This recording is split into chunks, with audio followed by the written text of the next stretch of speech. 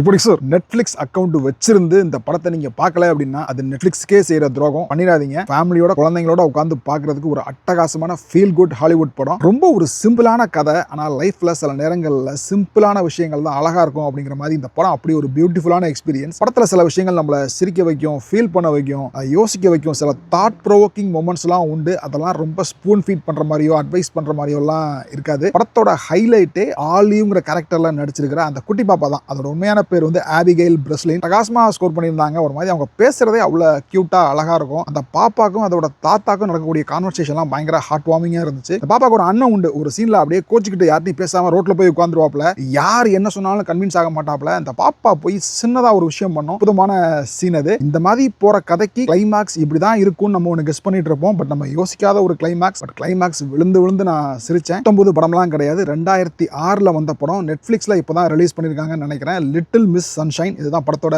பேரு. எனக்கு இந்த படம் ரொம்ப பிடிச்சிருந்துச்சு. இன்னொரு ரிவ்யூல மீட் பண்ணலாம். பை.